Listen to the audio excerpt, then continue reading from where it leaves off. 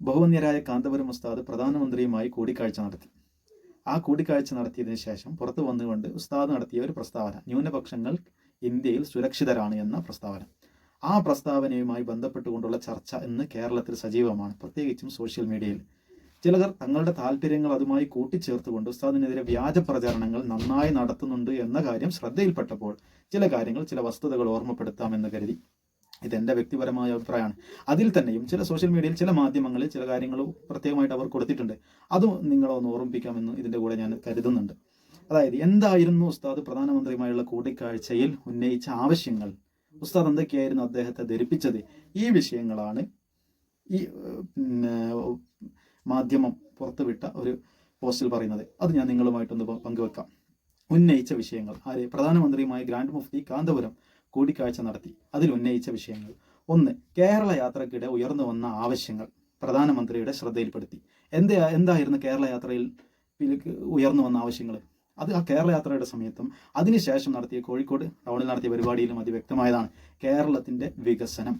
കേരളത്തിന്റെ വികസനം എന്ന് പറയുമ്പോൾ അത് മുസ്ലിമീങ്ങൾ മാത്രമല്ല, ക്രിസ്ത്യാനികൾ മാത്രമല്ല, മതമുള്ളവർക്കും മതമില്ലാത്തവർക്കും കേരളത്തിൽ അധിവസിക്കുന്ന മുഴുവൻ ജനങ്ങൾക്കും ആവശ്യമായ വികസനങ്ങളെ മുൻനിർത്തിയുള്ള ചർച്ചകൾ, ആവശ്യങ്ങൾ, അത് എവിടെ ഉന്നയിച്ചു? പ്രധാനമന്ത്രിയുമായിട്ട് പങ്കുവച്ചു. അതിൽ മത താല്പര്യങ്ങളില്ല, വ്യക്തി താല്പര്യങ്ങളില്ല, സമൂഹത്തിന്റെ താല്പര്യമാണ്, സംസ്ഥാനത്തിന്റെ താല്പര്യമാണ്. പിന്നെ എല്ലാ ജനവിഭാഗങ്ങളെയും ഉൾക്കൊണ്ടുകൊണ്ടുള്ള വികസനം. അടുത്തത്, സാമ്പത്തിക മുന്നേറ്റത്തിനൊപ്പം സന്തോഷ സൂചിക മാനവ വികസനത്തിനും പരിഗണന നൽകണം. സന്തോഷ സൂചികക്കും മാനവ വികസനത്തിനും പരിഗണന നൽകണം. ജനസംഖ്യാനുപാതികവും പ്രാദേശിക സന്തുലിതവുമായി വിഭവങ്ങൾ ലഭ്യമാക്കണം. വഖഫ് SIR ആശങ്കകൾ പരിഹരിക്കണം. പുരാതന മസ്ജിദുകളും ഇസ്ലാമിക പൈതൃക സ്മാരകങ്ങളും സംരക്ഷിക്കണം. മൗലാന ആസാദ് നാഷണൽ ഫെലോഷിപ്പ് ഉൾപ്പെടെയുള്ള ന്യൂനപക്ഷ വിദ്യാഭ്യാസ ക്ഷേമ പദ്ധതികളുടെ പുനഃസ്ഥാപനം. ബറേലി സംഭവത്തിൽ ഉൾപ്പെടെ നിരപരാധികൾക്ക് ലഭ്യമാവേണ്ട നീതി. മുബാറക്പൂർ ജാമിയ അഷ്റഫിയ മുതൽ ഉത്തരേന്ത്യയിലെ ഇസ്ലാമിക സ്ഥാപനങ്ങൾ നേരിടുന്ന പ്രതിസന്ധികൾ പരിഹരിക്കുക. സൗത്ത് ഇന്ത്യയിലെ തീർത്ഥാടന കേന്ദ്രങ്ങളെ ബന്ധിപ്പിച്ച് ട്രെയിൻ സർവീസ്. അലിഗഡ് സർവകലാശാല മലപ്പുറം സെന്റർ വികസനം. രാജ്യത്തെ ന്യൂനപക്ഷ ജനവിഭാഗവുമായി കേന്ദ്ര സർക്കാർ അടുത്ത് ഇടപെടേണ്ടതിന്റെ ആവശ്യകത. ഇതിൽ ഇന്ന് ന്യൂനപക്ഷങ്ങൾ അനുഭവിക്കുന്ന ഏറ്റവും പ്രധാനപ്പെട്ട SIR ഉൾപ്പെടെ ചർച്ച ചെയ്തിട്ടുണ്ട്. അതിലുള്ള ആശങ്കകൾ പങ്കുവച്ചിട്ടുണ്ട്. ഇത്തരത്തിൽ സമൂഹത്തിന് ഒന്നാകെയും മുസ്ലിം സമുദായത്തിന്റെ ആശങ്കകളും പങ്കുവെച്ചുകൊണ്ട് പ്രധാനമന്ത്രിയുമായിട്ട് നടത്തിയ കൂടിക്കാഴ്ച, ഇത് മാധ്യമങ്ങൾ റിപ്പോർട്ട് ചെയ്യുന്നുണ്ട്. പക്ഷെ അതാരും എന്ത് ചെയ്തിട്ടില്ല, ഹൈലൈറ്റ് ചെയ്യുകയോ എടുത്ത് സംസാരിക്കുകയോ ചെയ്തിട്ടില്ല. ഈ ചർച്ചകൾ അതിനകത്ത് നടത്തിക്കൊണ്ട് പുറത്തു വന്ന ഒരാൾ, അതായത് ന്യൂനപക്ഷങ്ങളുടെ ആശങ്കകൾ മുഴുവനായിട്ടും ഇപ്പോൾ പ്രത്യേകിച്ച് SIR വിഷയങ്ങളിൽ, അതുപോലെ തന്നെ ഉത്തരേന്ത്യയിൽ സംഭവിച്ചുകൊണ്ടിരിക്കുന്ന ചില സ്ഥാപനങ്ങളുമായി ബന്ധപ്പെട്ട വിഷയങ്ങൾ, ഇങ്ങനെ തുടങ്ങി ന്യൂനപക്ഷങ്ങളുടെ ആശങ്കകൾ അതിൽ സംസാരിക്കുകയും പുറത്തു വന്നുകൊണ്ട് ന്യൂനപക്ഷങ്ങൾ സുരക്ഷിതരാണ് എന്ന പ്രസ്താവന നടത്തുകയും ചെയ്യുമ്പോൾ, ഒന്നുകിൽ ഇവർ പറയണം അതിനുള്ളിൽ ഇങ്ങനെ ചർച്ച നടത്തിയിട്ടില്ല, ന്യൂനപക്ഷങ്ങളുടെ ആശങ്കകൾ പ്രധാനമന്ത്രിയുമായിട്ട് പങ്കുവച്ചിട്ടില്ല എന്ന് പറയണം.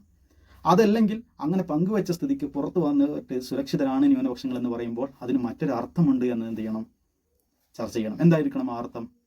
അത് എന്താണോ ആവശ്യം അതിൽ ഉന്നയിച്ചത്, അവിടെ നിന്ന് ഇറങ്ങി വന്നിട്ട് വീണ്ടും ആരിൽ നിന്നാണോ ഈ ന്യൂനപക്ഷങ്ങൾ പ്രയാസങ്ങൾ അനുഭവിക്കുന്നത് ആ ആളുകളെ പ്രകോപിപ്പിക്കുന്ന തരത്തിൽ പുറത്തു വന്ന് സംസാരിച്ചാൽ സ്വാഭാവികമായും അവിടെ ഉന്നയിച്ച ആവശ്യങ്ങൾ തിരസ്കരിക്കപ്പെടുകയോ അതല്ലെങ്കിൽ നമ്മൾ ഉദ്ദേശിച്ചതുപോലെ കാര്യങ്ങൾ നടക്കാതിരിക്കുകയോ ചെയ്യും. എന്താണ് ഉദ്ദേശിച്ച കാര്യങ്ങൾ? അത് ഇവിടെ അധിവസിക്കുന്ന ജനങ്ങൾ, ന്യൂനപക്ഷങ്ങൾ, ഇവർക്ക് ആവശ്യമായ സേവനങ്ങൾ കേന്ദ്ര സർക്കാരിൽ നിന്ന് ലഭ്യമാകണം. അത് ഒരാളെ പ്രകോപിപ്പിച്ചുകൊണ്ടല്ല നേരിടേണ്ടത്, അത് ബുദ്ധിപരമായ നീക്കത്തിലൂടെ നേടണം. അതാണ് അവിടെ. സാധാരണക്കാരായ നമ്മെ സംബന്ധിച്ചിടത്തോളം നമുക്ക് നമ്മുടെ രക്തത്തിളപ്പ് കൊണ്ട് നമുക്ക് എന്തും വിളിച്ചു പറയാം. അതുപോലെയാണ് നേതൃസ്ഥാനത്ത് നിൽക്കുന്ന ആളുകൾ. ബുദ്ധിപരമായി കാര്യങ്ങൾ ചെയ്യണം. അത് മറ്റൊരാളെ പ്രകോപിപ്പിച്ചുകൊണ്ടാവരുത്.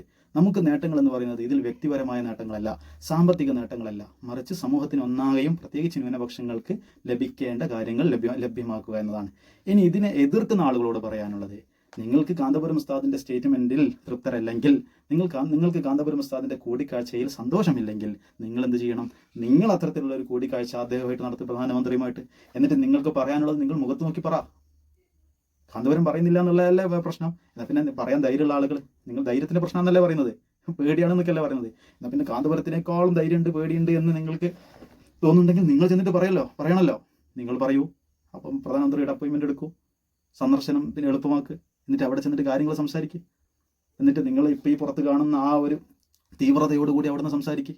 എന്നിട്ട് കാര്യങ്ങൾ നേടിയെടുത്ത് കേരളത്തിലുള്ള എന്നുള്ള ഇന്ത്യയിലുള്ള ന്യൂനപക്ഷങ്ങളുടെ അവകാശങ്ങൾ നേടിയെടുക്കാൻ മുന്നിൽ നിൽക്ക്.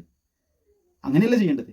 അത് ചെയ്യുന്നില്ല. ഇത്തരത്തിലുള്ള ആവശ്യങ്ങൾ അവിടെ പോയി പറയുകയും ചെയ്ത് ഒരാളെ വ്യക്തിഹത്യ ചെയ്യുകയും അദ്ദേഹത്തിൻ്റെ ഉദ്ദേശശുദ്ധിയിൽ സംശയങ്ങൾ ഉണ്ടാക്കുകയും ചെയ്യുകയാണെങ്കിൽ അതിനകത്ത് ചില നിഗൂഢമായ ചില ചിന്തകൾ എതിർക്കുന്നവരിലുണ്ട് എന്നത് വ്യക്തമാണ്. അതുകൊണ്ട് മനസ്സിലാക്കേണ്ടത് അവിടെ പോയി ഉന്നയിച്ച ആവശ്യങ്ങൾ തീർത്തും സമൂഹത്തിനും പ്രത്യേകിച്ച് ന്യൂനപക്ഷങ്ങൾക്കും ആവശ്യമായതാണ്. നിലവിൽ ന്യൂനപക്ഷങ്ങൾ നേരിട്ടുകൊണ്ടിരിക്കുന്ന വെല്ലുവിളികളെക്കുറിച്ച് തന്നെയാണ്. പുറത്തു വന്നുകൊണ്ട് അങ്ങനെ പറഞ്ഞിട്ടുണ്ടെങ്കിൽ ആ പറഞ്ഞതിൻ്റെ ഉദ്ദേശം ഞാൻ നേരത്തെ പറഞ്ഞതുപോലെ കാര്യങ്ങൾ നേടിയെടുക്കുക എന്നത് പ്രകോപനം ഉണ്ടാക്കിക്കൊണ്ടോ ഭീഷണിപ്പെടുത്തിക്കൊണ്ടോ അതല്ലെങ്കിൽ അതുവരെ അതിൽ ഉന്നയിച്ച ആവശ്യങ്ങൾ തിരസ്കരിക്കപ്പെടുന്ന രൂപത്തിലുള്ള ശൈലിയുള്ള സംസാരങ്ങൾ കൊണ്ടോ അല്ല ആവരുത് എന്നതാണ്.